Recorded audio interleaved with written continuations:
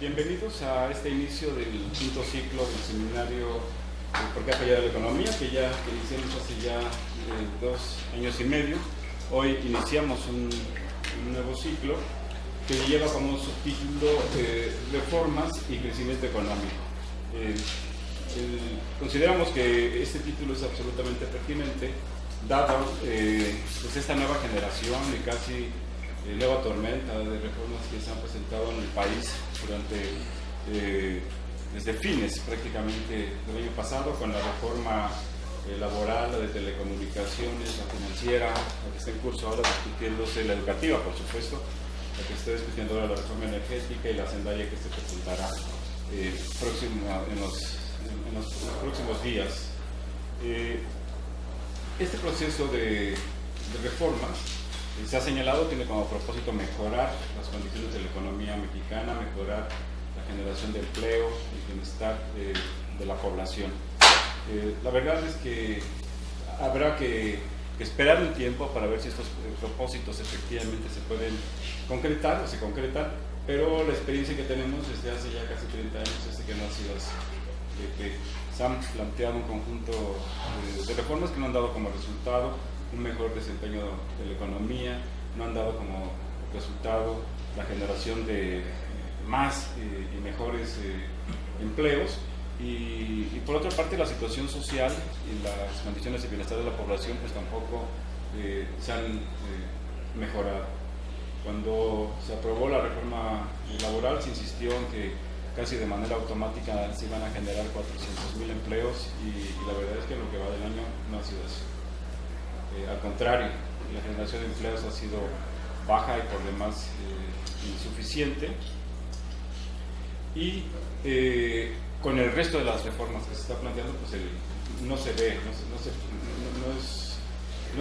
las condiciones para que las condiciones de la economía, del empleo y del bienestar puedan mejorar. Ahora que se ha presentado la reforma energética, pues se ha insistido en que van a sobrar los empleos, según declaró el director general de Petróleos Mexicanos. Habrá que ver. Hoy hemos decidido pues iniciar este nuevo quinto ciclo del seminario ¿Por qué ha fallado la economía?, revisando la cuestión social, la situación en la que se encontró la sociedad mexicana en el año 2012, por un hecho pues natural de que muy recientemente, el mes pasado, se presentó el informe de la pobreza 2012, elaborado con la nueva metodología multidimensional, por una parte, y por otra parte pues contando con la amable disposición del doctor Fernando Cortés para acompañarnos y para comentar estos temas. Entonces pues iniciaremos este ciclo de nuestro seminario con esta presentación que nos hace el doctor Fernando Cortés sobre la situación de la pobreza, sus niveles, que se presentó recientemente, pero cuyos resultados se elaboraron con los resultados de las encuestas realizadas precisamente en el año de 2012. El doctor Fernando Cortés es miembro de la Comisión Ejecutiva. La Comisión Ejecutiva del Consejo Nacional de Evaluación de la Política de Desarrollo Social. Es investigador también del Programa Universitario de Estudios del Desarrollo. Y bueno, tiene una muy amplia trayectoria en el Colegio de México, en CONACYT, en los órganos de evaluación del CONACYT, y bueno, le doy la más cordial bienvenida y les doy la palabra. Muchas gracias, Carlos Javier, muchas gracias por la invitación. Día sábado de la mañana no es, a las 12 del día incluso no es una muy buena hora ni día, ¿no? Uno ya se estaría preparando para ver el fútbol y tomarse un tequilita. Sí, el de los Pumas, pero hay otros. Si es por ver fútbol, hay otros. Bien, yo lo que quisiera hacer es presentar a ustedes los resultados, salpicando con comentarios metodológicos para posteriormente abrir una discusión estos temas son todos muy, muy debatibles. No hay una Biblia donde uno vaya y consulte y le diga qué tiene que hacer. Hay que tomar decisiones. Y la parte de medición es una parte que yo diría es bastante relevante, porque nos da una idea, específicamente la medición de la pobreza, de cómo la población, la gente, está viviendo el problema. Una cosa es que crezca el PIB o decrezca el PIB, y otra cosa es cómo los hogares viven ese crecimiento o decrecimiento de la variable macroeconómica. Hay una distancia muy larga entre que el PIB crezca, como en Chile, y que la población esté bien, como en Chile, ¿no? Es decir, todos aquellos que tenemos familiares allá sabemos que la clase media baja hacia abajo reclama muchísimo de las condiciones de vida que les toca enfrentar. Sin embargo, las medidas macroeconómicas muestran un país pujante y un caso exitoso. De las condiciones de vida de la población va por otro lado.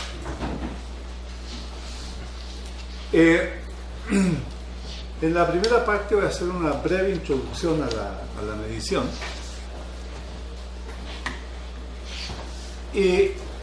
No hay que olvidar que, tal vez antes de que pase a decir esto, yo creo que hay que destacar que Coneval es un organismo sui generis, porque las decisiones de por dónde se va las toma una comisión ejecutiva donde hay 6 académicos que no son funcionarios. La ley misma dice que deben seguir trabajando como académicos. Y hay un secretario ejecutivo que es el que hace la conexión con la parte operativa del organismo. El organismo en este momento debe tener alrededor de alrededor de 100 personas. De las 100 personas, más o menos 40 son administrativos, porque no importa el tamaño, tiene que haber abogados, tiene que haber contadores, tiene que haber gente en relaciones públicas, tiene que haber expertos en comunicación, tiene que haber órgano interno de control, es decir, independientemente del tamaño, según la legislación mexicana, hay una serie de puestos que van de cajón, y eso deben ser como 35 o 40. En el área de pobreza trabajan como 15 personas. Todo esto que van a ver ustedes lo hacen 15 personas. Y en el área de evaluación debe haber otras 15, y en el área de coordinación unas 10 o 15 coordinaciones, la que tiene que ver con el Coneval y su relación con las entidades federativas, ¿no? Ese es el tamaño de la institución.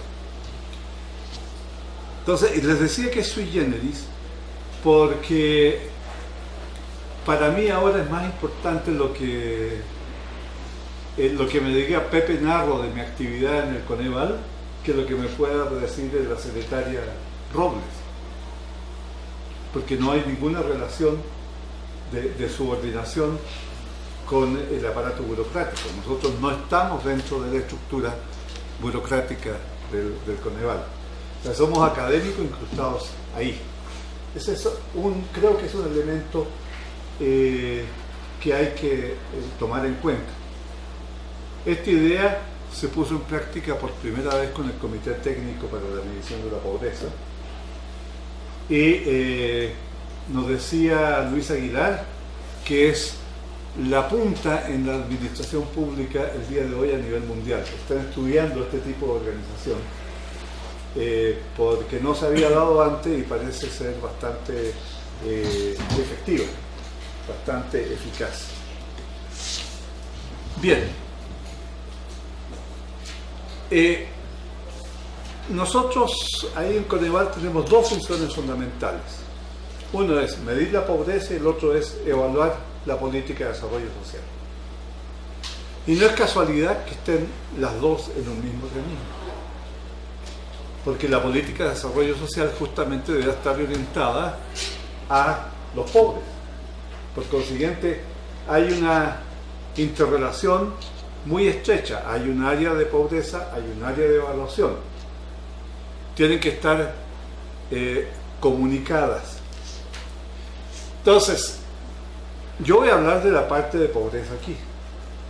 Pero la parte de pobreza siempre se tiene por detrás la necesidad de generar información útil para la evaluación de la política de desarrollo social. Ese es un requisito que cuando uno está en la academia no lo tiene, ¿no? Uno se plantea el problema de pobreza en sí y busca soluciones independientemente de cualquier otra restricción. Ahora, la ley establece algunos elementos básicos. Primero, toda la información debe ser generada por el INEGI. O sea, nosotros no podemos meter mano en la información que nos entrega INEGI. La información que nos da es la que entra a ser procesada. La pobreza debe reportarse cada 2 años al nivel de entidad federativa. Son los años pares que son los años que se levantan las ENIG. Desde el 92 se vienen levantando los años pares, menos la del 2005, en que la mandó a hacer Fox creyendo que había bajado la pobreza, entonces creía poder usar para la campaña presidencial del 2006, ¿no? Y no le resultó. Y a cada 5 años hay que reportarla al nivel municipal. ¿Por qué cada 5 años? Porque cada 5 años o hay un censo o hay un recuento censal. Entonces, en los años terminados en 0 coinciden una ENIG con el censo. Hay un pequeño desplazamiento en los tiempos, ¿no? Pero en el año coinciden. Y por lo tanto, las estimaciones que se hagan con los datos censales y con la ENIG ese año deben empalmar. A ustedes no les gustaría que les dijeran que según la ENIG la pobreza en Nuevo León es 12% y según el censo es 18%, ¿no? Es decir, hay que generar procedimientos que permitan empalmar las dos series, las dos fuentes, que son además fuentes muy distintas. O sea, ahí hay un problema que originó una investigación que se hizo durante 4 años con los expertos a nivel mundial sobre estimación de áreas pequeñas. Se contrataron nosotros siempre en el Coneval lo que hacemos es, si hay un problema de esa magnitud que nos sobrepasa, lo que hacemos es contratamos 2 mexicanos y 3 extranjeros y los ponemos a trabajar en seminarios con el problema bien limitado. En este problema trabajó Nacho Méndez, por ejemplo, de aquí de la UNAM, de Limas, y trabajó un chico Pérez Pascual, Nieto Pascual del Italia, y un griego que trabaja en Inglaterra, un escocés y un coreano que trabaja en Estados Unidos. Entre los 5 diseñaron el método. Entonces, esto lo establece la ley, el Coneval está obligado a cumplirlo.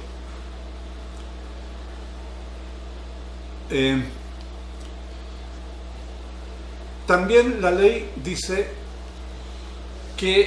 cuáles son las dimensiones que hay que tomar en cuenta para hacer la medición. Y ahí están.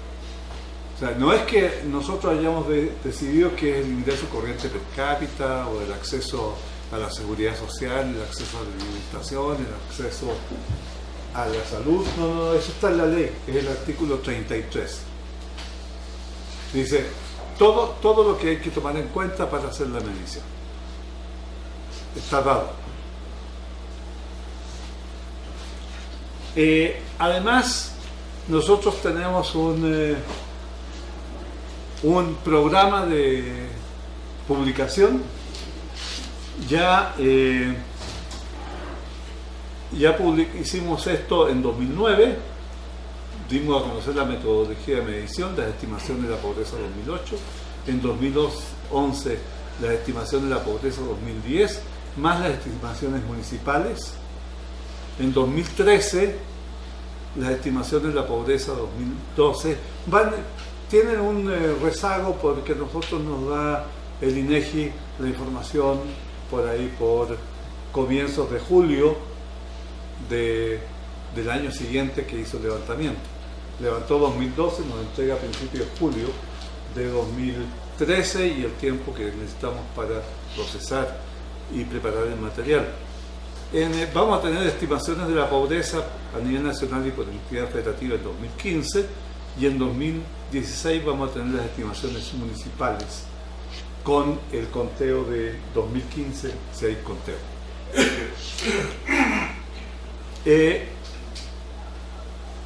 Bueno, INEGI hace el levantamiento entre agosto y noviembre. Y una cosa muy importante, en 2012 se introduce la población que concilió el CONAPO. ¿En qué consiste esto? Van a encontrar ustedes, aquí hay un punto que creo que vale la pena que tomen en cuenta. Cada vez que hay un censo, se revisan las estimaciones de población. Pero a partir de un censo, y con información de nacimientos, defunciones y migraciones, y además con algunas características de algunas variables fundamentales, como la distribución por edades, por ejemplo, que tiene que seguir una cierta regularidad, se va haciendo estimaciones año con año del tamaño de la población, lo hace CONAPO. Cuando llegue el próximo censo, se ve que hay una diferencia. Nosotros esperábamos 110 millones y el censo nos dijo que había 112, 600, ¿no? 400. 112, 300. Entonces aparecieron 2.300.000 más. Dicen los expertos que se debe a que la tasa de fecundidad no cayó como debía haber caído debido a la política de población del PAN. ¿No? Eso es lo que... Entonces, bueno, esto significa que hay que revisar la población hacia atrás, ¿no? Las proyecciones se corrigen. Entonces se corrigieron las de 2010, 2008, todos los años hasta 2005 creo que corrigieron. Ahora, lo que es importante es saber que los factores de expansión, es decir, a cuánto equivale cada caso de la muestra en la población, depende del tamaño de la población y su distribución. Entonces los factores de expansión cambian.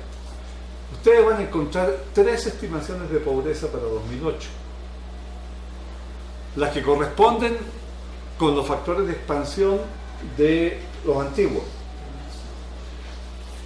Los que corrigió, los segundos son los que corrigió el INEGI cuando salieron los censos de población, las corrigió por su cuenta. Entonces, la segunda estimación. Y ahí la tercera estimación cuando CONAPO da a conocer el dato oficial. Entonces van a tener 3 estimaciones de pobreza que se originan allí. En 2008, por ejemplo, los ajustes agregaron 3 millones de pobres que no estaban en 2008. En la primera medición, en la última, hay 3 millones más. Entonces, estas estimaciones que tenemos ahora ya vienen con la información oficial, que es la que da CONAPO.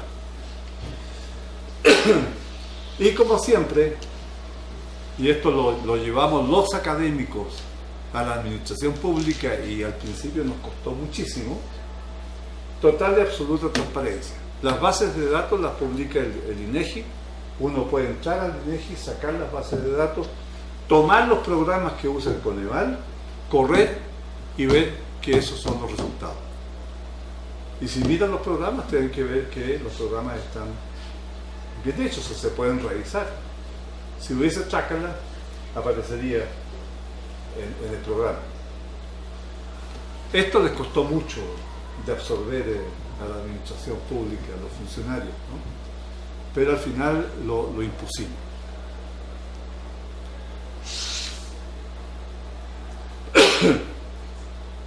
Bien, vamos a mirar qué pasó con estos antecedentes en la pobreza. Bueno, ¿cómo se mide la pobreza? Revisando la ley, encontramos que la ley tiene dos tipos de referencia: el bienestar y el otro es el ámbito de los derechos. Fíjense bien, porque normalmente en economía las necesidades básicas insatisfechas corresponden a una parte del bienestar que no se puede captar a través del ingreso, porque muchas veces ni siquiera está en el mercado, como era cuando teníamos educación gratuita para todo el mundo. No estaba en el mercado, no había precio, pero forma parte del bienestar, ¿no? Acceso a la salud, ¿no? También se puede mirar, se puede conceptuar desde el punto de vista de bienestar. Sin embargo, en la ley mexicana, y esto después pasó a modificar un artículo constitucional, hay una diferenciación entre derechos sociales y bienestar. Y la parte del bienestar la estamos midiendo, como siempre, a través del ingreso, usando lo que llamamos una línea de bienestar económico. Y por otro lado, tenemos los derechos, y los derechos son dicotómicos, o sea, uno tiene satisfecho su derecho o no. En la teoría jurídica, ningún derecho está por encima de otro, son todos idénticos. Cuando ustedes entran por el lado del bienestar y ven, por ejemplo, carencia en salud, se plantean inmediatamente el problema de qué ponderación le doy, con cuánto contribuye la salud al bienestar de un individuo. Si hubiera una función de bienestar social conocida, sería fácil saber las ponderaciones. Sin embargo, no se conoce, no han podido todavía determinarla, y por consiguiente hay muchas discusiones sobre, mirado desde el punto de vista del bienestar, sobre las ponderaciones, pero mirado desde el punto de vista de la teoría jurídica no hay ninguna discusión, son todos iguales. Entonces esta medición tiene una parte que es bienestar y una parte que mide carencias en las dimensiones que están establecidas por ley en el ámbito de los derechos.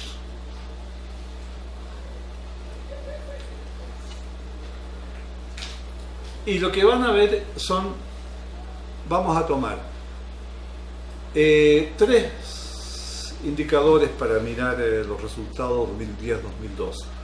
Uno es cuánta gente, otro es la incidencia o el porcentaje y las carencias promedio. Vamos entonces a mirar. En 2012 hubo 53.3 millones de personas en pobreza. y 52.8 millones en 2010. Entonces se agregó medio millón. ¿Sí? En términos de número de pobres, esa es la información. Medio millón más de pobres entre 2010 y 2012, a pesar que ya había pasado la crisis. Se supone que 2010, años de crisis todavía, 2012 es momento de recuperación.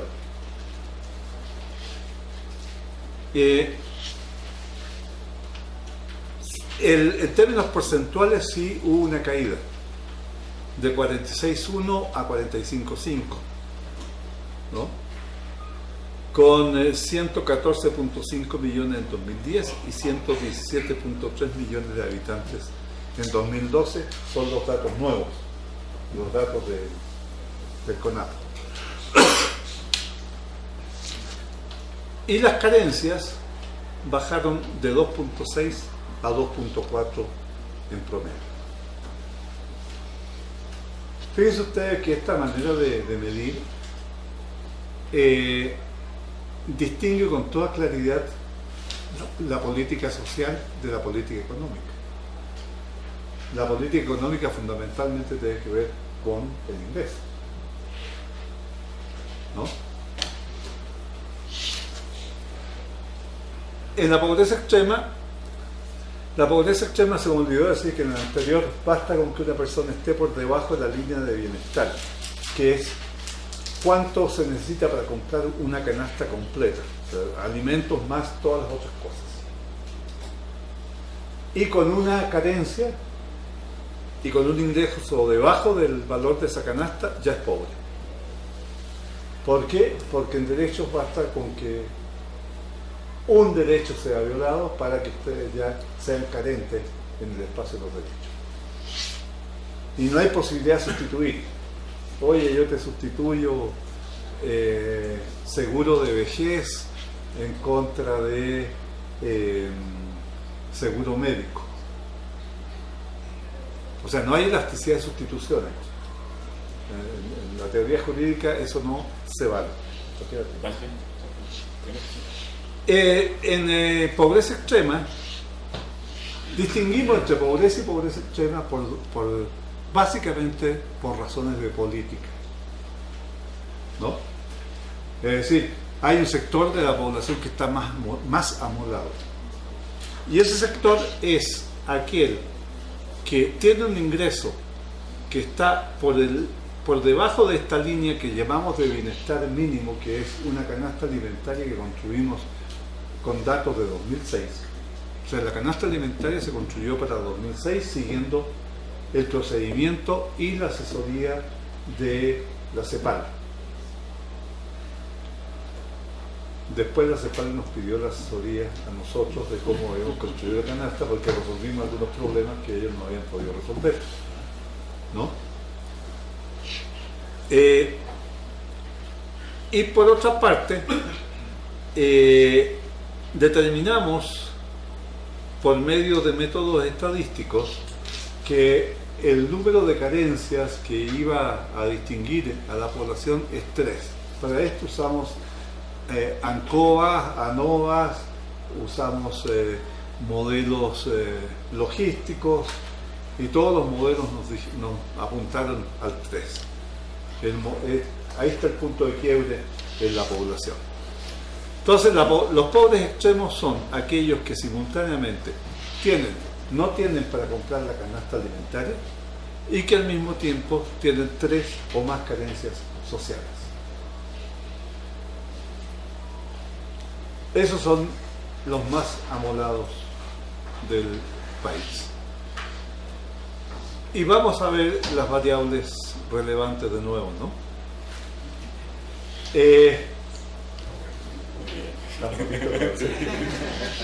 Son efectos nuevos. Tenemos 11.5 millones de personas en pobreza extrema en 2012 y teníamos 13 millones de personas en pobreza extrema en 2010. Es decir, cayó en 1.5 millones, los pobres aumentaron, los pobres extremos disminuyeron. Uno se pregunta por qué. Yo tengo una hipótesis que puedo lanzar inmediatamente. Fíjense ustedes que, el programa Oportunidades es un programa bien focalizado. O sea, sí le pega a los deciles inferiores de la distribución del ingreso. También hay gente de deciles del medio y de arriba, pero son los menos. En primer lugar. En segundo lugar, el programa está cubriendo 6,5 millones de hogares. Se extendió incluso a la zona urbana. Si ustedes multiplican por 5, ¿no?, son 32.5 millones de personas. Entonces están sosteniendo con ingresos que son transferencias de gobierno, el decir de abajo, ¿no? Eso es lo que yo creo que está pasando. Esa es mi hipótesis, ¿no? Pues si el día que no se haga la transferencia, a ver qué va a pasar. Y el porcentaje pasó de 11,3 a 9,8 y las carencias cayeron de 3,8 a 3,7. Ahora vamos a entrar un poco más en detalle a mirar debajo de la línea de bienestar, o sea, la parte de bienestar y la parte de carencia, para ver qué fue lo que pasó en la parte de derecho, ¿no? Fíjense ustedes,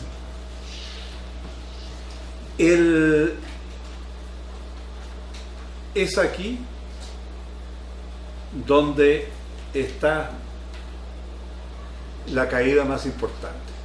¿Y eso qué es? Es carencia por acceso a los servicios de salud, y es fundamentalmente, creo, todavía no lo he investigado, el Seguro Popular, ¿no? Entonces ahí hay un punto de discusión.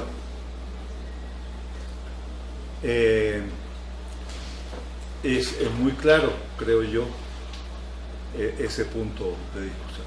Ahora, todas las carencias, el rezago educativo cae un poquito, calidad de espacio de la vivienda queda otro poco, también el acceso a los servicios básicos de la vivienda, y la alimentación también cayó un poquito, ¿no? También este es otro punto que hay que profundizar, y si nos da el tiempo en la discusión lo podemos hacer.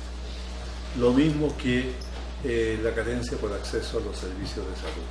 Fíjense ustedes, la seguridad social es el único que va al revés, ¿no? Pero vean ustedes esta parte que les acabo de agregar. Población con ingreso inferior a la línea de bienestar mínimo, a la canasta, subió 1.3. Y aquí subió otro punto con respecto a la línea de bienestar, ¿no?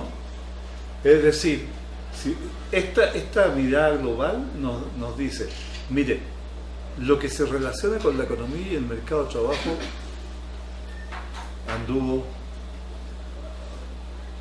anduvo mal, ¿no? Y lo que tiene que ver con el esfuerzo de la política social, esa sí sigue. Si ustedes miran las tendencias a lo largo de 20 o 25 años, se van a dar cuenta que hay una mejora paulatina en todas estas mediciones, ¿no? Más espectacular, pero sostenido a lo largo de 30 a 35 años, ya tenemos cifras bajas. Pero lo que es el funcionamiento de la economía, el mercado de trabajo, ¿no? Mercado de trabajo formal, en la forma como definen ahora la formalidad, ¿no? O la informalidad, no en la perspectiva pre-ALC, que tenía que ver más bien con productividad. y tipo de organización de la producción. Ahora ya encontraron que es más fácil definirlo de acuerdo a si se tiene o no acceso a la seguridad social. Levy es todo, es tal, ¿no?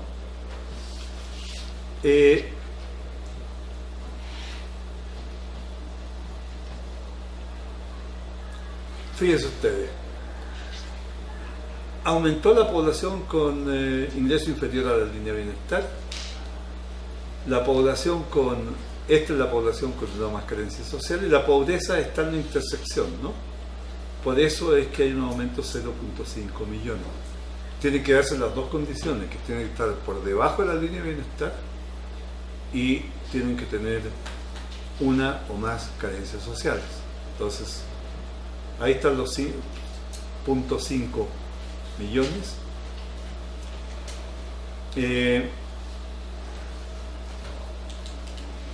Esta gráfica yo creo que es muy buena porque es otra forma de representar lo mismo, esta vez para la pobreza extrema.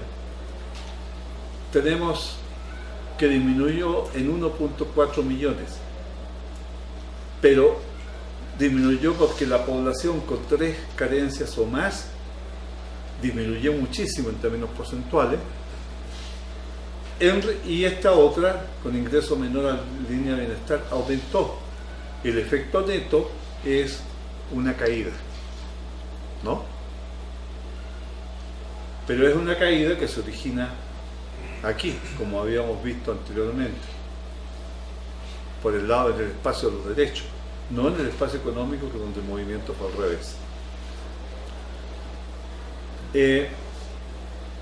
Y aquí tenemos de manera sintética los indicadores de pobreza 2012.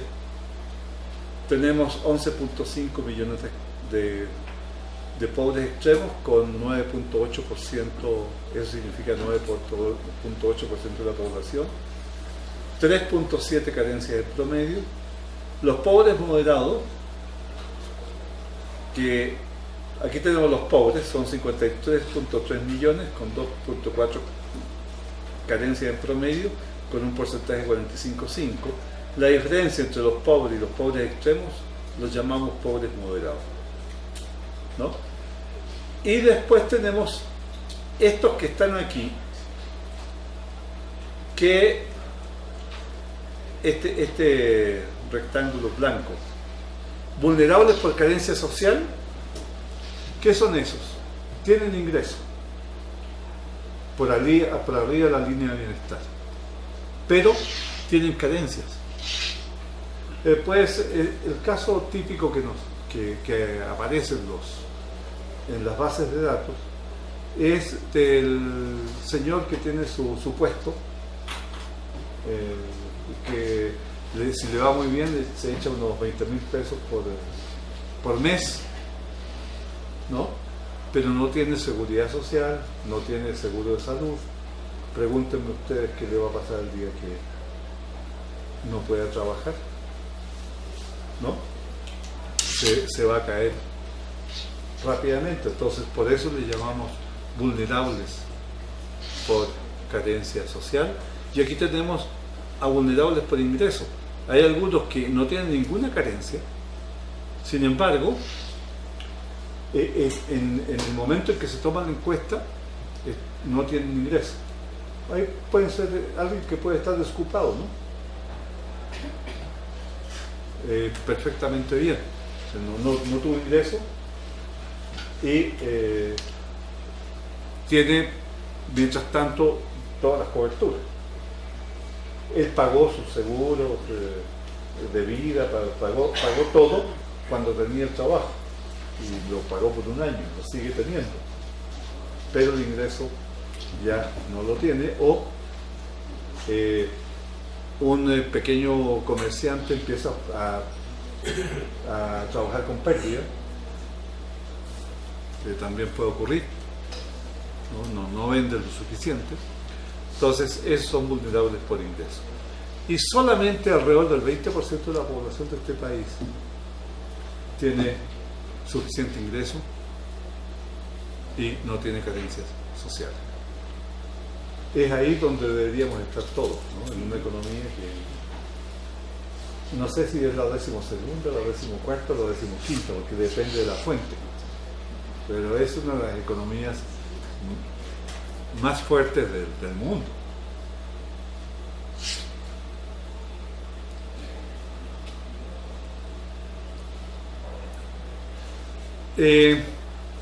Algunos otros datos, con esto ya estoy terminando.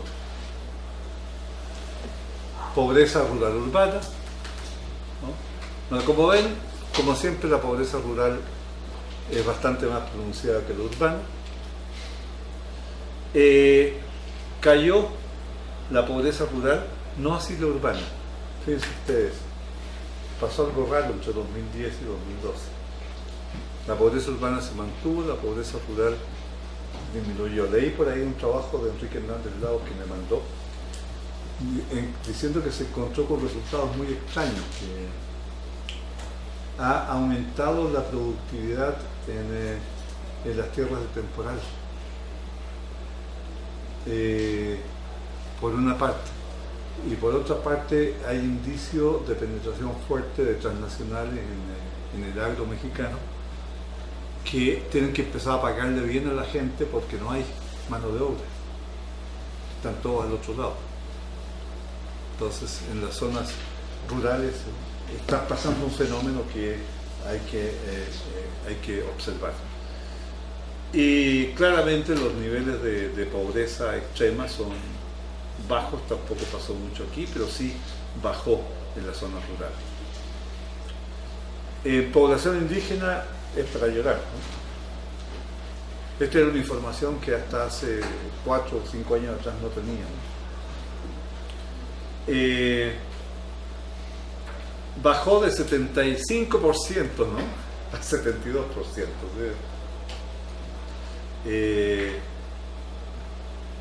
Y en la no indígena se mantuvo.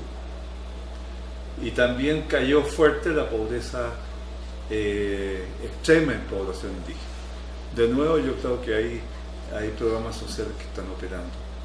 Y en parte también en las zonas urbanas, porque se han extendido a las zonas urbanas.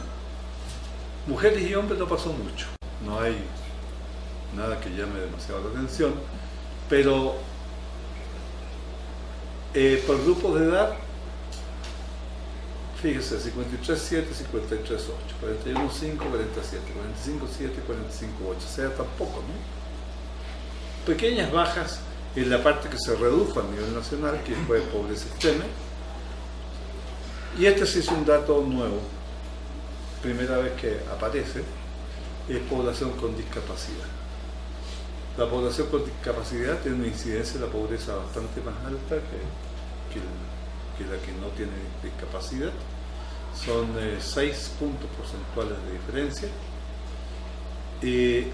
Hubo un alza en la pobreza en esa población, ¿no?, de 52 a 51,2, de un punto porcentual, cuando en la población sin discapacidad hubo una caída de 0.8, pero caída, ¿no? Y bueno, hay caídas en la extrema. Entidad federativa, aquí pueden ver, por ejemplo, aquí está México, entre 2010 y 2012, el porcentaje de la población, el porcentaje de la población en pobreza creció entre 2010 y 2012 de 42,9 a 45,3. En este cuadro a mí me llama la atención la caída de Chiapas, la caída en Oaxaca y alza en Guerrero, ¿no? Monterrey creo que también es un caso. Nuevo León, hubo un alza en la pobreza en Nuevo León entre 2010 y 2012. Entonces, les dejo esta presentación con los cuadros, creo que les pueden ser útiles. En pobreza extrema, sí hay una caída en el Estado de México. Y en Chiapas, de nuevo una caída. Chiapas es un estado que se hizo mucho para atacar la pobreza, incluso algunas acciones que no tuvieron mucho éxito, como las ciudades rurales, por ejemplo. Pero sí se invirtió mucho en agua potable, en construir viviendas. Y Oaxaca también cayó bastante. Y creo que Guerrero se mueve como... Igual. Ahí se mantuvo, ¿no? Ahora, en cuanto al número de pobres, sí llama la atención el Estado de México, ¿no? Es un buen cacho, ¿no? Y todavía era el actual presidente, el gobernador. En Chiapas hay caída en términos absolutos. En Oaxaca hay caída en términos absolutos.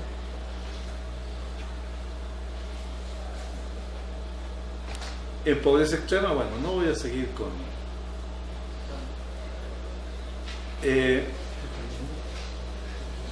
ahora sí podemos mirar lo que vimos en un comienzo. Aumentó la pobreza y aumentó por la población con ingresos menor a la línea de bienestar y con acceso a la seguridad social, y bajó fundamentalmente por acceso a los servicios de salud, ¿no? El famoso seguro popular. Y en número de personas tenemos exactamente lo mismo, ¿no?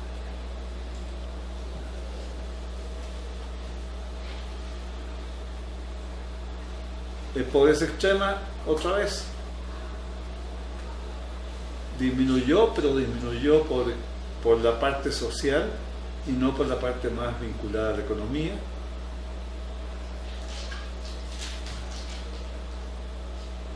Y por último les voy a mostrar la evolución de la pobreza monetaria, porque siempre preguntan por esta medición, que es la serie larga, que empezó en el año 92 con 53.1 y estamos en 52.3 en pobreza de patrimonio, 29.7 y estamos después de que son 20 años, ¿no? En 28, pobreza de capacidades, 21.4 y prácticamente 20 en pobreza alimentaria. O sea, en 20 años no nos hemos movido en términos generales, ¿no?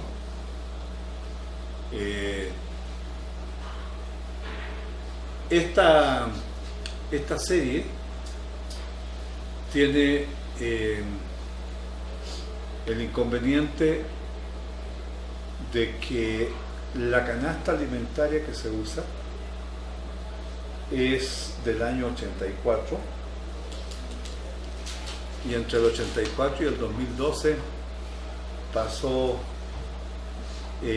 una crisis de petróleo por ahí 86-87, después por los 90 entramos al TLC, en 94-95 tuvimos otra crisis más o menos violenta, 2000-2002 estancamiento, y 2008-2009 otra crisis, con crisis alimentarias de por medio, en los precios de los alimentos, que seguramente debe haber cambiado muchísimo la canasta, ¿no?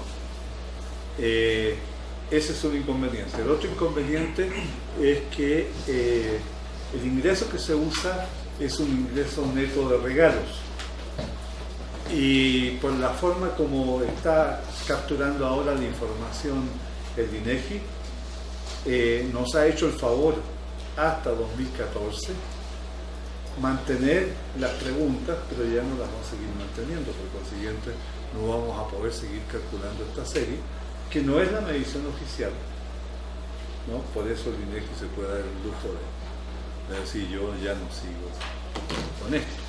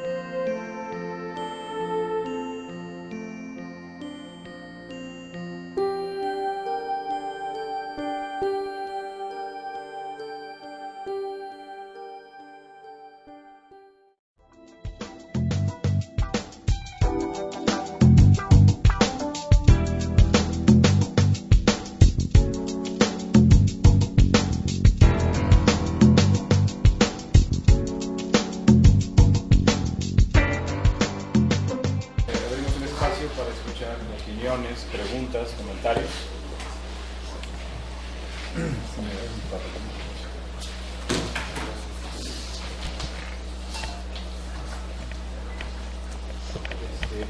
¿Tu nombre, por favor? Agustín. Agustín. Bueno, analizando una de las últimas gráficas, por la tendencia de que en el punto 2012 va creciendo la pobreza. A partir de ahí vemos que ahorita es un nuevo sexenio, quizás unas nuevas políticas. ¿Usted espera que siga en alza la pobreza? Por las políticas que ahorita están manejando, la reforma. Vemos que la reforma que ahorita laboral, como estaba comentando, no está generando esa cantidad de empleos que se esperaba, que nos hacen ver. Gracias. Alejandro, ¿cuál? Nos diste las cifras comparativas 2010-2012, ¿sí?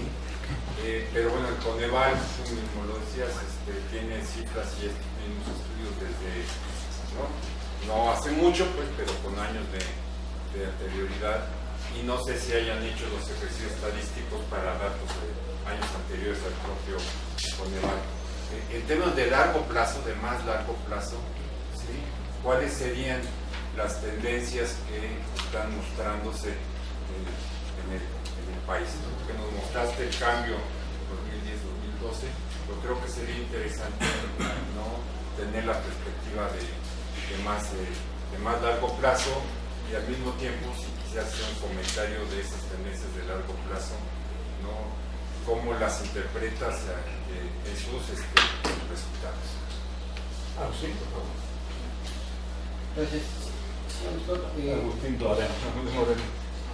en el mismo sentido que preguntaba el primer compañero Agustín, ayer justamente con motivo del informe empiezan a manejar algunas cifras. Sabemos que ya la caída del PIB ya lo reconoció Hacienda, etcétera, o sea, crezcamos a menos 1%, etcétera. Para complementar, bueno, aquí Reforma publicaba, por ejemplo, cuando llega Peña Nieto, lo tomo así muy rápido, la gasolina magna estaba en 10,72 pesos, actualmente está en 11,69 y sigue al alza. La Premium 11,28 pesos cuando llega, ahorita está en 12,25. El PIB estimado, se hizo una estimación de 3,5, estamos ya en 1,4. Entonces pues uno podría creer que evidentemente el escenario ya no es nada, está pasando el Mexican Moment, como hace medio año, quizá más, aquí empezábamos en este mismo seminario a ver cuáles eran las perspectivas. Eran muy halagadoras, digo, todavía no se daba la reforma, estaba la reforma laboral, pero bueno, no se había aprobado. Hemos tenido aquí ponentes sobre la reforma en comunicaciones, por ejemplo, de todo tipo, ¿no? Hemos tenido el privilegio de estar escuchando a varios ponentes. El asunto de la pobreza, pues creo que no es novedad ya en nuestro país en muchos años, y máxime con este escenario, ¿no? Cuando más crece la economía es por ahí de los 60, 70, y después de ahí efectivamente una serie de crisis, etc. Quizá a lo mejor se mejoran en términos de medición de la ley de desarrollo social, etc. Pero lo que no funciona así, siento yo, pues son justamente los programas sociales. Por más que nos anuncian que ahora la lucha contra el hambre, que ha tenido pues, contrapuntos propiamente con el Coneval, porque no está abarcando toda la población que debiera, etc. Ellos decían, bueno, nosotros hicimos nuestra propia medición para ver qué municipios entran, etc. El asunto aquí es, digo, y qué bueno que el Coneval se sitúe, por ejemplo, en el mundial, ojalá tuviéramos otras instituciones de ese tamaño, pero yo creo que el problema reside en quienes operan esos programas. Sigue habiendo intereses dentro del mismo sector público, los que llegan, los que se van, que no se quieren ir, y creo que queda en segundo término finalmente propiamente los programas, ¿no? Las secretarías se pelean quién tiene el recurso, quién lo maneja, etc. Siento yo que por ahí puede estar el problema, y creo que es donde no se ataca propiamente. No sé.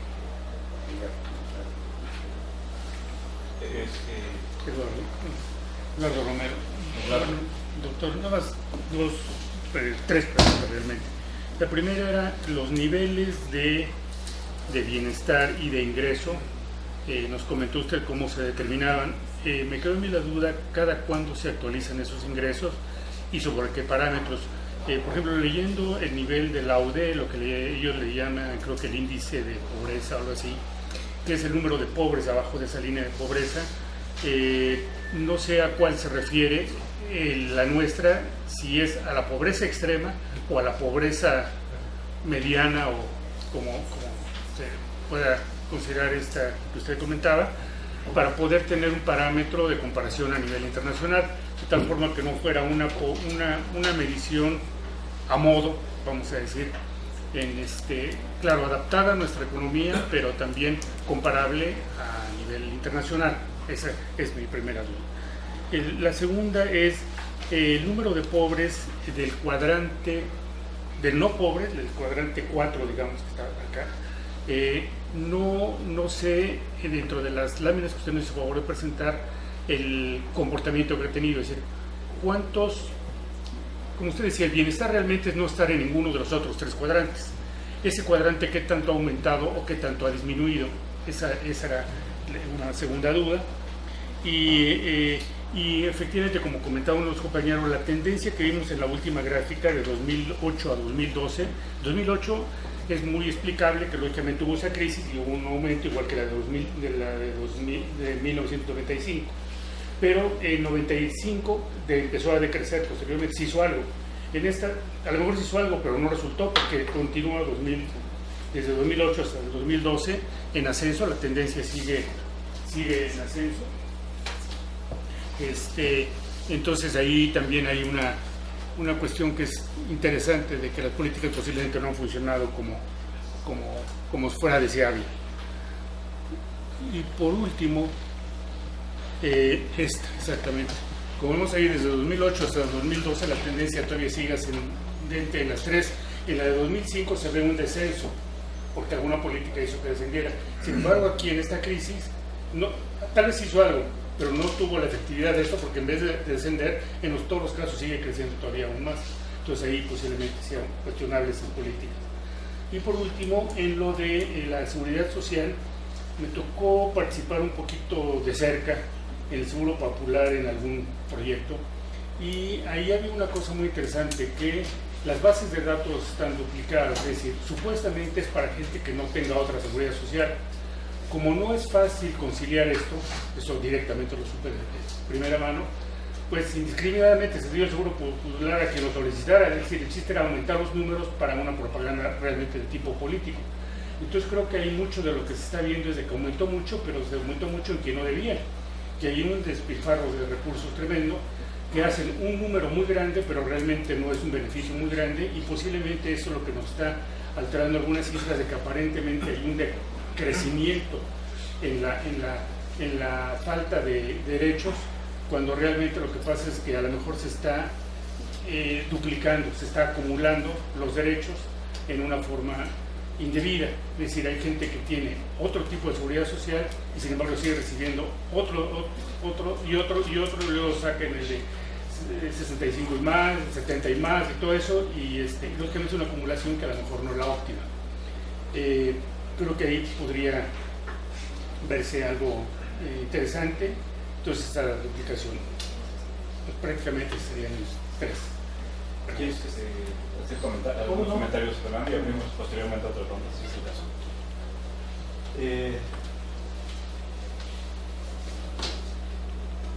No es fácil ser pitonizo, pero lo que sí puedo decir es que la pobreza tiene dos grandes determinantes macro. Uno es el crecimiento del producto, ¿no? Es decir, países que han crecido sostenidamente por mucho tiempo logran abatir la pobreza. Y el otro componente es la desigualdad en la distribución del ingreso. Es decir, uno con ingreso, con producto constante, si hace reformas redistributivas en favor de los que menos tienen, puede disminuir la pobreza aun cuando el producto no crezca. En el caso de Chile fue muy notable porque bajaron la pobreza en 10 años de 42 a 16%, creciendo al 8% durante 10 años, pero sin cambiar la desigualdad en la distribución del ingreso. Fue puro efecto ingreso, no hubo efecto distribución.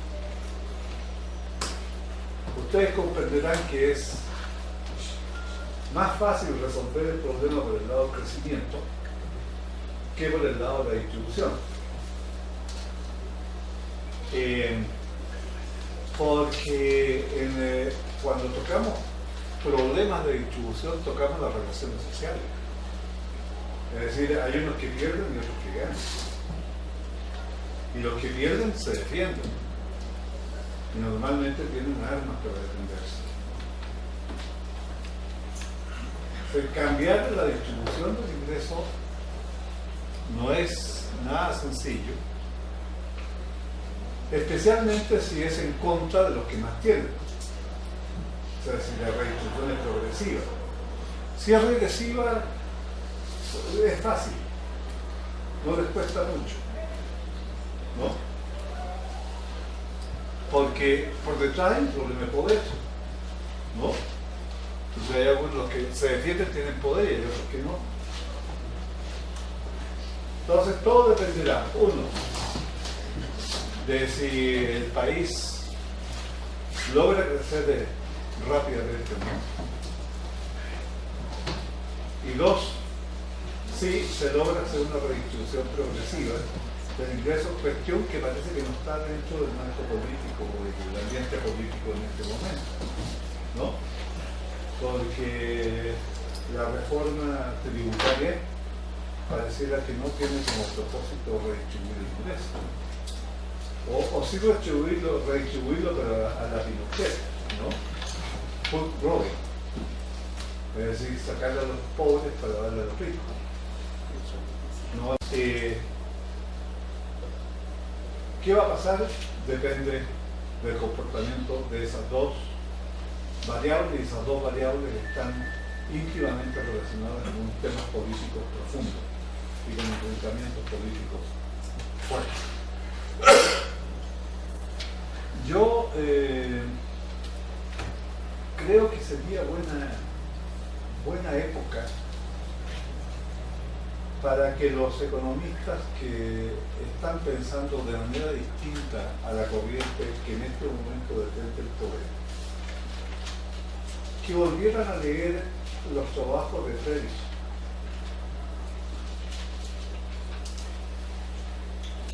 Los trabajos del 49, del 51, del 52, porque ahí Friedrich explica con toda claridad por qué la teoría económica de los países centrales no es aplicable a nuestros países. ¿Cuáles son las restricciones? ¿Y cómo debe pensar un economista latinoamericano? A diferencia de cómo piensan los economistas formados en Estados Unidos, que piensan como si esta fuese la economía americana.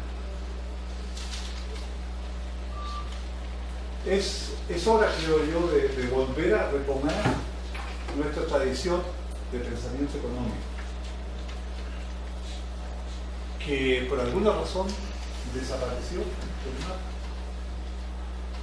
Los jóvenes, si uno de los jóvenes les dice, oiga, ¿conoce a Raúl Friedrich? Ni idea.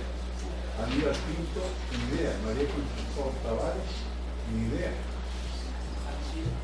¿No? Y muchos otros. Entonces, creo que hay allí un punto.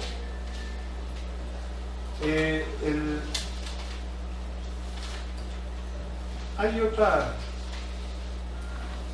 pregunta respecto a la evolución de las otras dimensiones. Yo no quise hacer una exposición de las cerca de 120 láminas que tengo, donde está todo el comportamiento, pero puedo decirlo resumidamente.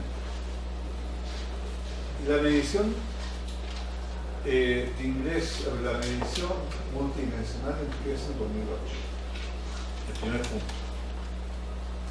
La próxima es 2010.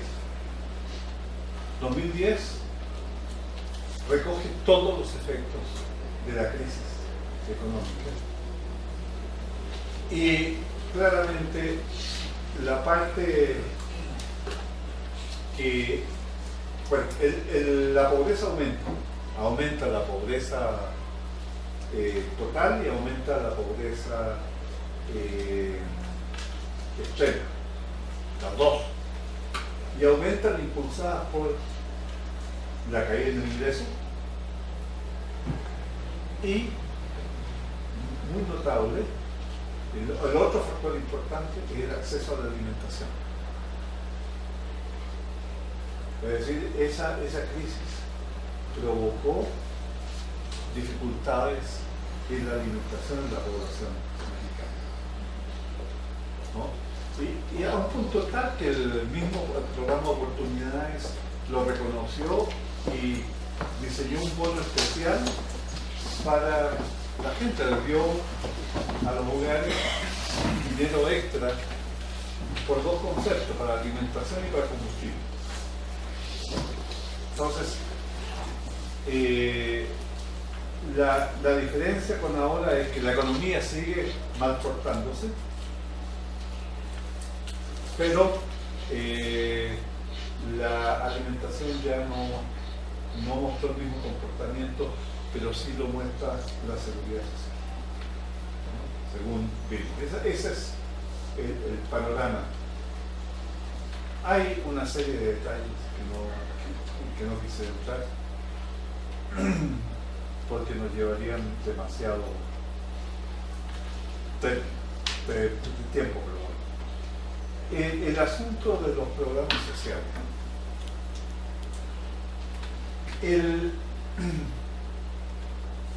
Yo creo que lo que hay que entender es que por razones bien comprensibles, los programas sociales no desaparecen, sino solo se transforman. Y las razones entendibles son que hay funcionarios de gobierno que viven de que haya trabajo para ellos en la administración de los programas, por una parte. Está la población que es beneficiada y que también va a presionar para que los programas no desaparezcan, ¿no? De manera que uno encuentra programas inverosímiles.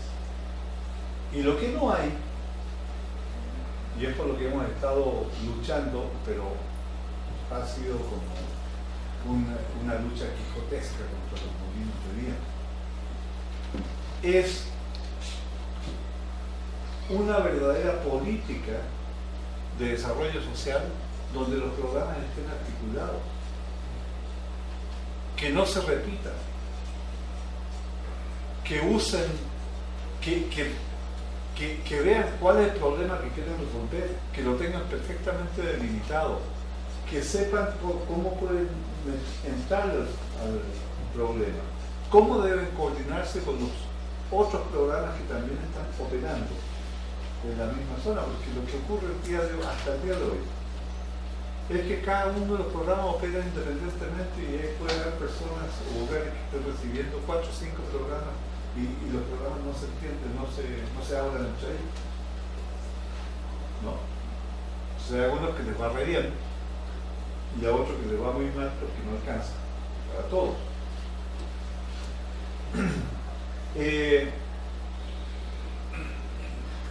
Hemos tratado de pusimos una serie de lineamientos para los programas nuevos. ¿Ustedes creen que alguno de los programas que lanzó esta administración pasó por las diferentes etapas? Es como un año de trabajo previo al lanzamiento del programa, ¿no? O sea, hay que hacer los estudios, que hay que discutirlos, que hay que ver que no hay otro programa que esté haciendo lo mismo, ¿no? Que de dónde van a sacar el dinero, de cómo se va a implementar, cuál es el marco lógico, una serie de cosas que hay que hacer antes de lanzar un programa. Ya ven cómo lanzaron la cruzada contra el hambre. O sea, no pasan, no se estructuran. ¿No sería raro que esto esté conectado con esta vieja forma de hacer política en México, que la gente dentro de una administración hay una serie de grupos que están compitiendo por poner el candidato del partido y por consiguiente en lugar de cooperar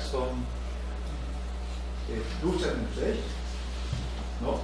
A ver quién lo hace mejor para poner a su candidato en la mejor posición para cuando haya que decidir quién va a ser el que va a ir de candidato a la próxima elección. Sí, el sistema político mismo pareciera que lleva a la dispersión y al conflicto, el enfrentamiento y no a la cooperación, ¿no?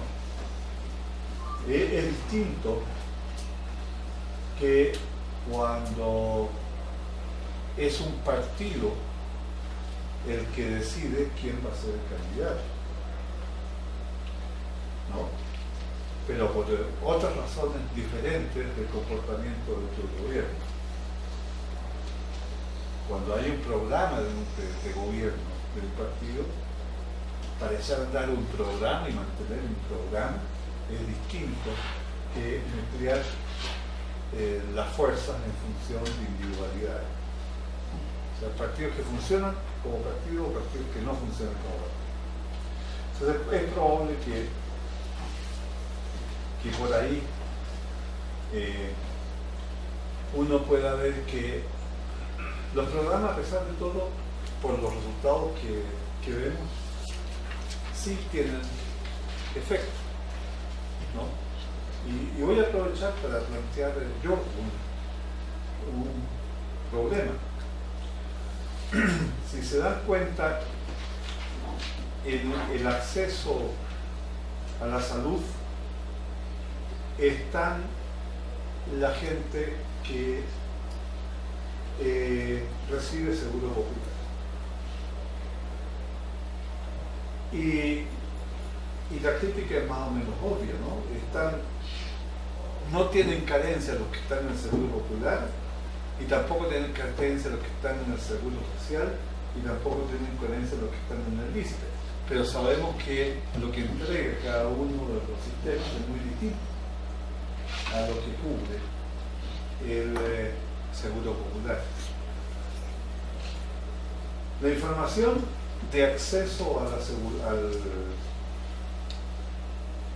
seguridad social y a la salud la proporciona el entrevistado.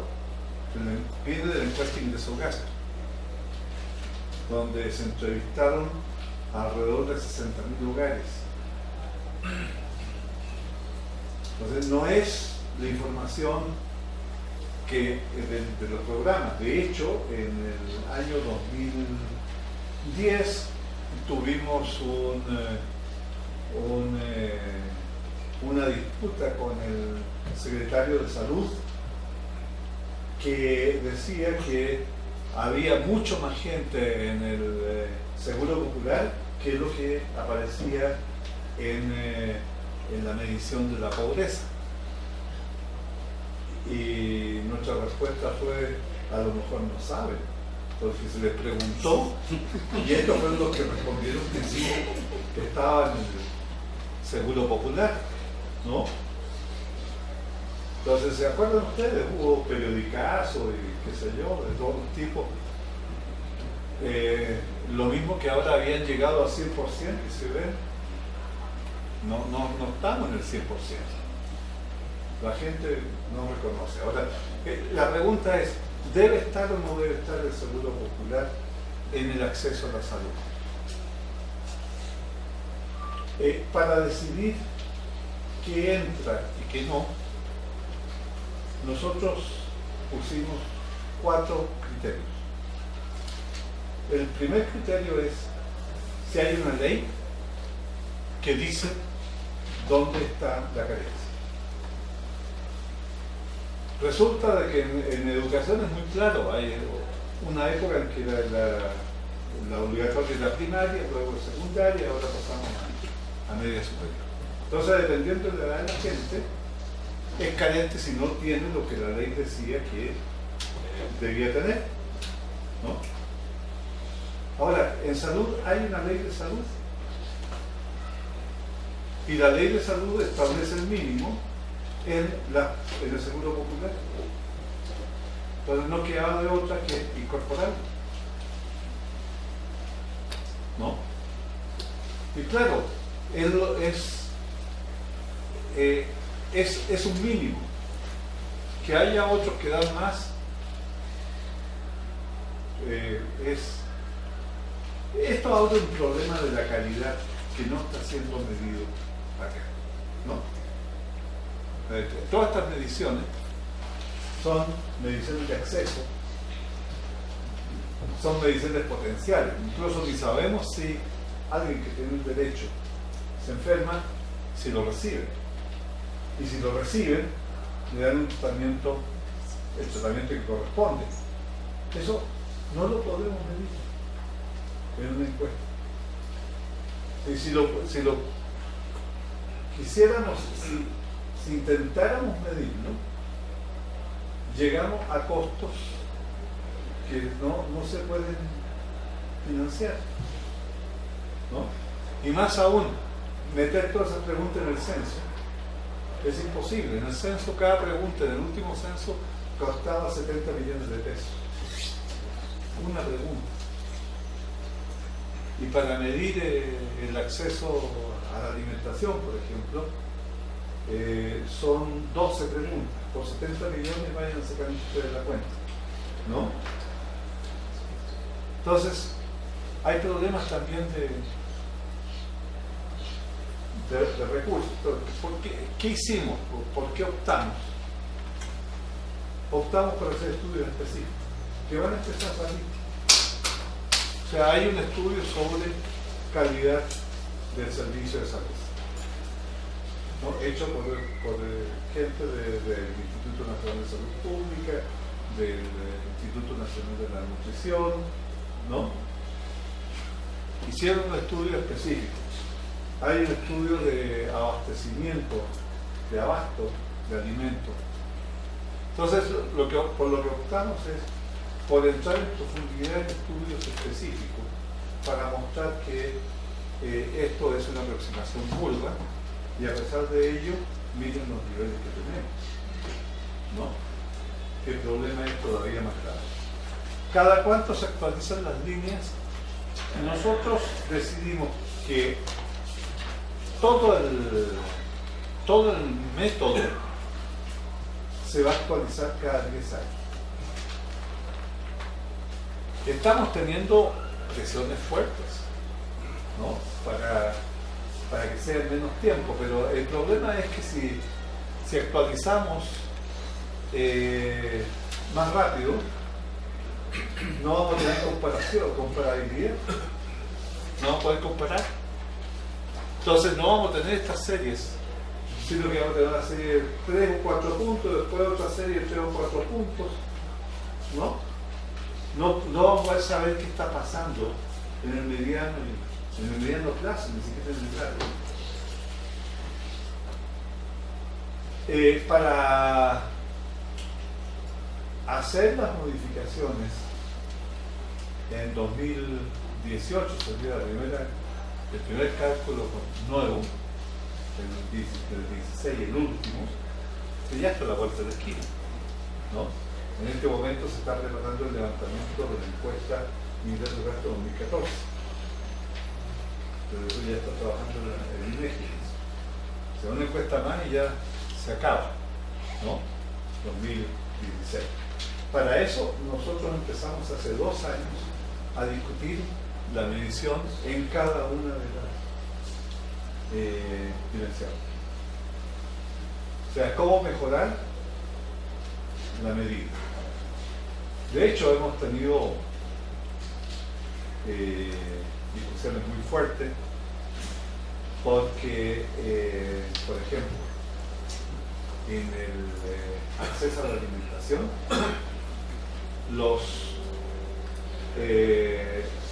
la gente que se dedica a la salud nos dice que lo que tenemos que medir es desnutrición. Para ellos, la alimentación es equivalente a desnutrición, ¿no? Para los economistas es el ingreso. Si no hay ingreso no se puede vivir, ¿no? Menos en una economía capitalista. Entonces, ¿por qué no medimos con ingreso? Discusión fuerte. No hace 15 días atrás tuvimos esta discusión en presencia de la secretaria de Desarrollo Social. Y hay otros que dicen no, que el hambre no se mide así. Lo que no se entiende es, uno, que estamos pidiendo acceso a la alimentación desde el punto de vista del derecho. Y en los tratados internacionales donde México puso su firma, ¿no? Y que dice en el artículo 1 de la Constitución que va a respetar, el derecho a la alimentación es a tener comida en cantidad suficiente, variada de acuerdo con las normas culturales, inocua y regular. Regular en el tiempo, o sea, que no falte. Economistas y los especialistas en salud nos critican porque estamos usando un índice que ya pasó en el medio a conocerse como el Índice Mexicano de Seguridad Alimentaria. La escala es el EMSA, la escala mexicana de seguridad alimentaria.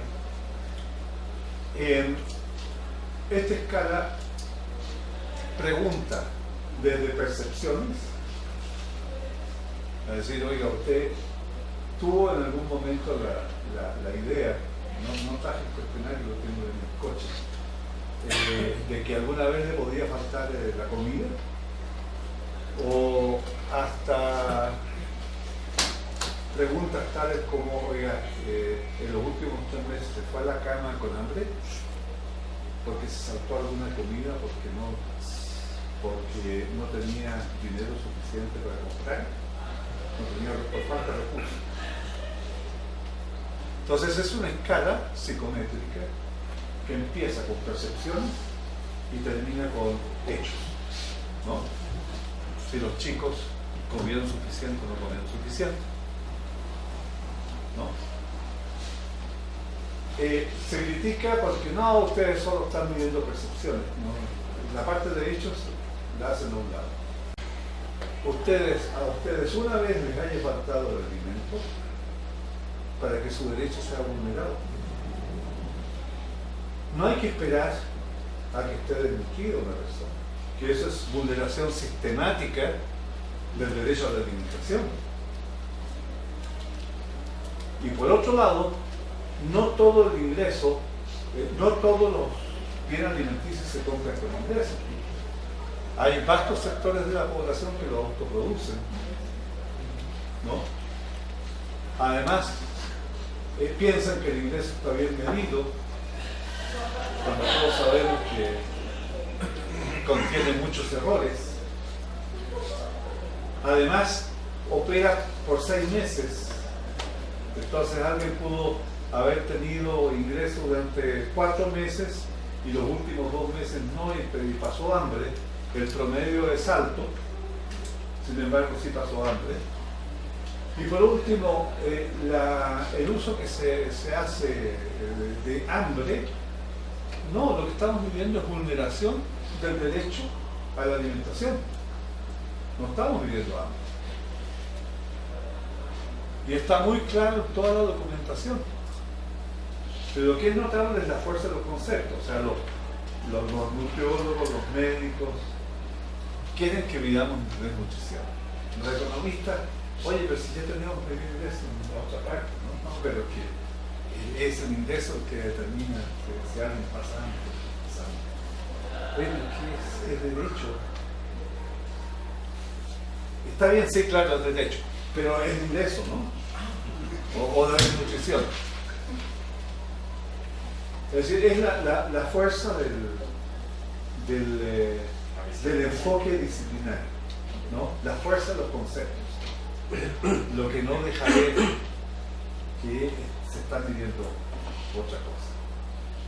No pobres ni carentes como el 20% a lo largo de las 3 mediciones. Puede ser 25, 19,8, pero redondeando el 20%. Entonces, y la cruzada contra el hambre, a lo mejor no tiene que usar la medición de nosotros, tendrá que medir hambre, ¿no? Y ya ven que con Coneval fue muy claro, esto es un uso que está haciendo la Secretaría de Desarrollo Social, o sea, no Coneval. Solo los académicos de Coneval somos los que podemos decir eso, los funcionarios no. Pero nosotros lo que le dijimos, oiga, es el uso que usted está haciendo de la información. Nosotros no le dijimos que lo hicieran así. Creo que respondí todo. Todo lo que me preguntaron. ¿Tendríamos la oportunidad todavía de comentar? ¿Te parece? Sí. ¿Tu nombre? Oscar. Oscar, ¿el tuyo? Carlos. Oscar Carlos.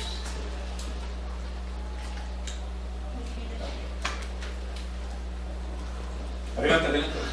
Bueno, a mí me parece que en México, como en muchos otros países, la corrupción es fundamental para todo esto. Hay algunas organizaciones que dedican a medir la corrupción, pero este índice de pobreza que ustedes manejan, que no sea debe ser diferente al índice de pobreza que es internacional, más parecido al índice de desarrollo humano que maneja la ONU, o como titular con esto, se parece un poco. Y ¿qué tanto le sirve al gobierno? ¿Qué tanto hace algo para cambiar todo esto que van ustedes midiendo para mejorar? Digamos así, ¿qué tanto sienten ustedes que le sirve al gobierno? Carlos. Pues yo quisiera que el expositor, por favor, me pudiera aclarar una duda, porque en base a la información que nos proveyó, usted mencionó que la canasta de alimentación de la población se toma en cuenta desde el año 1984, o sea, prácticamente hace 29 años. ¿Podría variar también como se está haciendo en consenso la población, variando cada 2 años, 5 años en entidades?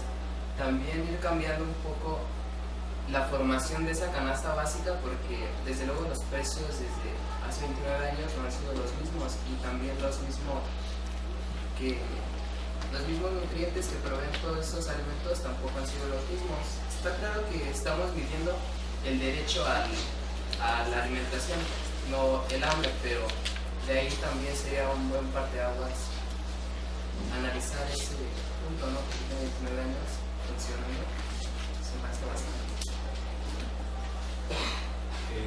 Nati, por favor. Sí, llama la atención cuando al inicio empieza mencionando que de acuerdo a la Ley General de Desarrollo Social se establecen los mecanismos de cómo medir la pobreza.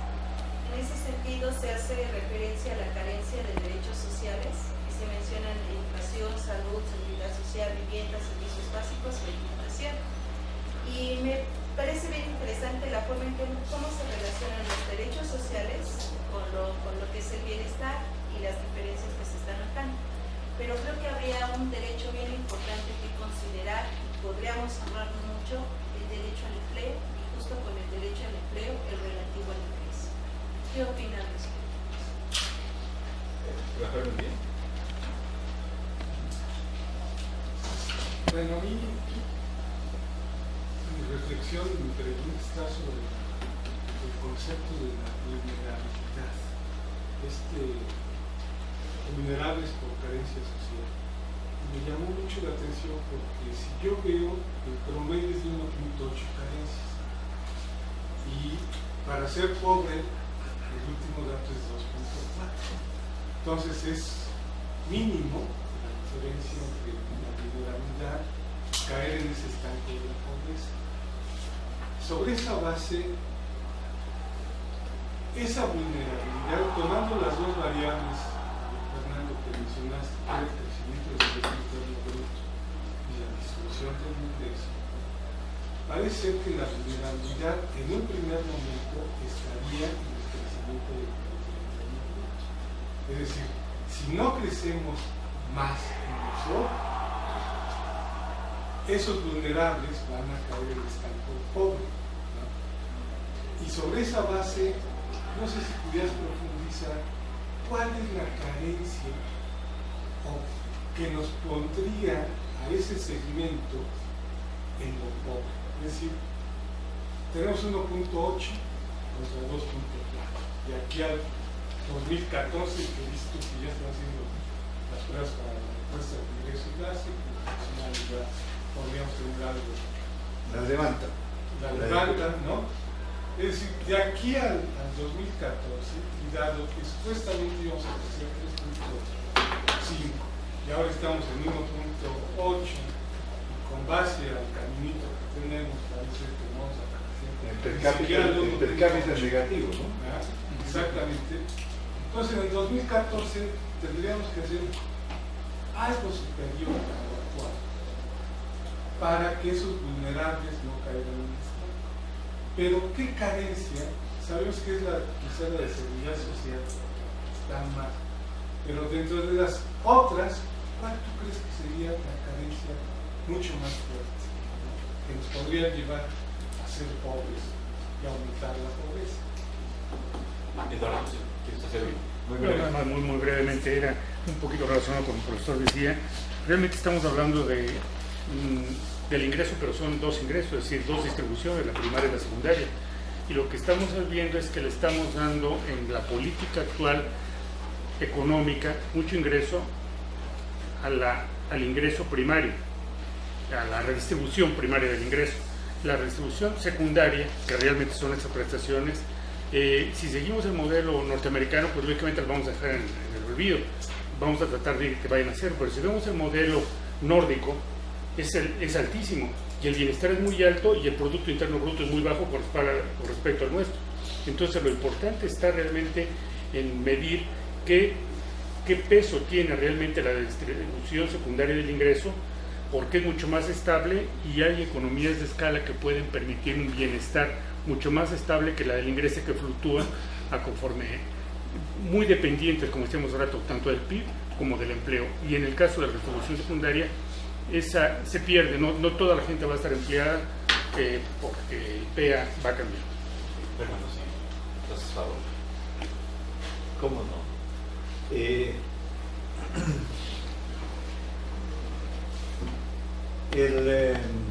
Oscar, hay en realidad en este momento dos aproximaciones para hacer mediciones de pobreza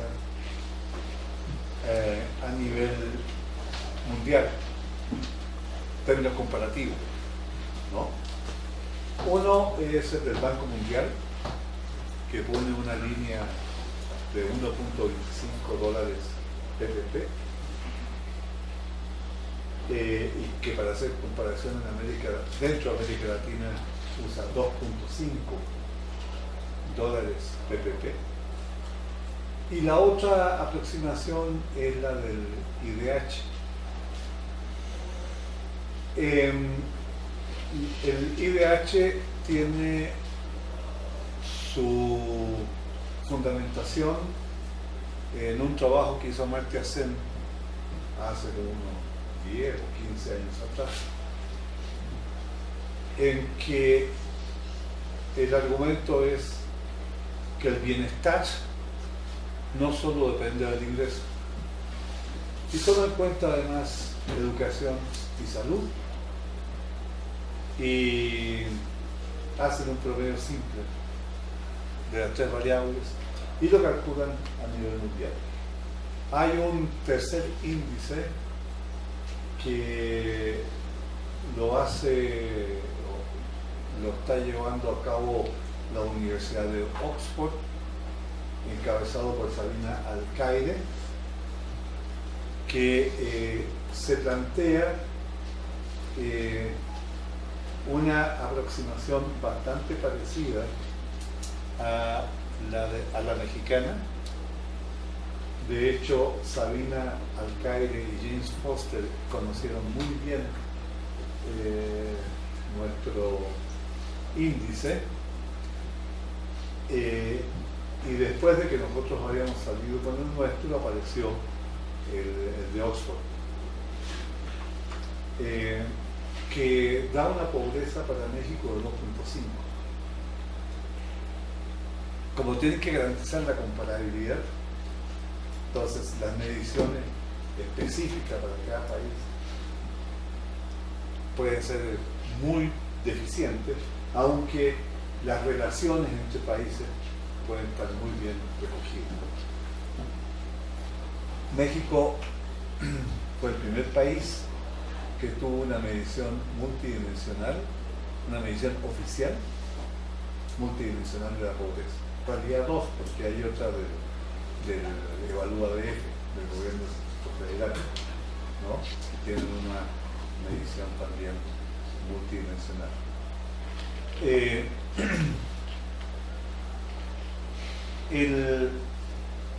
Eso es para ubicarte el IDH, nuestro índice, el del Banco Mundial y el de Oxford.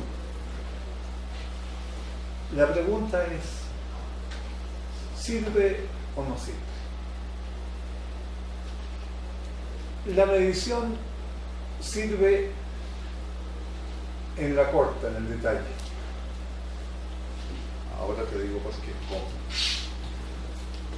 Los programas sociales de este país, desde que empezamos en 2006 a trabajar y armar el sistema de evaluación de México, en Coneval, lo primero que hicimos fue uniformar con un instrumento a todos los programas sociales, que es el marco lógico. Entonces, todos los programas sociales tienen que tener ese marco lógico. Y conseguimos que si no tienen el marco lógico no hay financiamiento. Entonces Hacienda no los pone en el presupuesto, por lo tanto todos tienen marco lógico. Y el fin del programa tiene que estar alineado con algún problema social. Entonces hay toda una argumentación, yo quiero lograr esto. Ahora, normalmente ese fin está atado a la medición de la pobreza. Alguna dimensión, algún indicador, pero hay esa relación. Entonces, ¿sirve? Sí, en la corta, en ese trabajo que no se ve, en ese trabajo chiquito, en que cada programita va consiguiendo un poquito, ¿no? Pero que se va acumulando a lo largo del tiempo. En el largo, yo tiendo a pensar de que el programa del hambre, contra el hambre, apareció porque se hicieron las mediciones de inseguridad alimentaria, porque antes no se reconocía que había problemas con la alimentación en este país, o sea, oficialmente no se reconocía, ¿no? O sea, no era un tema, o había dejado de ser un tema, fue un tema con el SAM, ¿no? Pero después desapareció. Entonces se tematizó en el momento en que me di. Y creo que los intentos de seguridad social universal algo tienen que ver también con la medición, porque si hay seguridad social universal por ley, se acaba esa dimensión, ¿no? La carencia es cero. Entonces, sirve, no estoy seguro, pero hay indicios de que puede servir, ¿no? Carlos, la canasta que nosotros usamos en esta medición, esa usa la canasta de 1984, mientras que la medición multidimensional usa canastas construidas en 2006. O sea, están, y vamos a cambiarlas en 2015, 2016. No son canastas hechas como habitualmente lo hacen los economistas neoliberales, ellos son los que construyen las canastas. Nosotros, para hacerlo, recurrimos al Instituto Nacional de Salud Pública con los nutriólogos, fuimos con Salvador Subirán, y ellos nos dieron las tablas y nos dijeron cómo es que se debe construir una canasta para México, porque normalmente las canastas y las escalas de adecuación alimentaria, las escalas de adulto equivalente o las escalas de economías, las economías de escala, todos esos factores generalmente provienen de organismos internacionales. Aquí todos los estudios los hicimos en México, con las características de la población mexicana, con las estructuras de consumo mexicano y con el conocimiento que tienen nuestros nutriólogos de los problemas de alimentación. O sea, son made in Mexico, ¿no?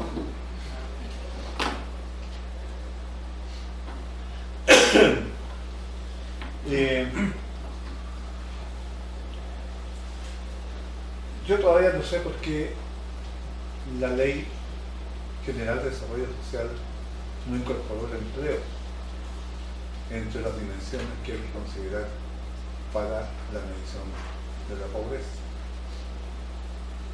No sé. Es probable que hayan pensado de que está en el ingreso o en la seguridad social. Entonces sería contar más de una vez la misma situación. Realmente, mi idea habría que preguntarle a los señores parlamentarios que aprobaron esta ley por unanimidad. Participó el PAN, el PRI y el PRD, y el PRD fue el que llevó la voz cantante.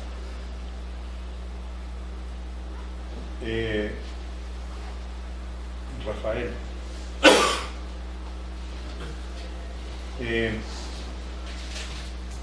la vulnerabilidad. La vulnerabilidad se compone de tiene dos componentes.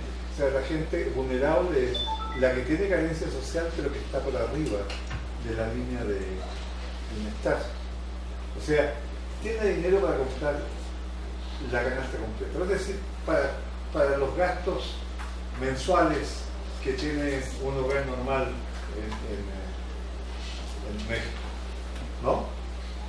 Además, tienen 1.8 carencias, que seguramente una de ellas debe ser seguridad social, ¿no?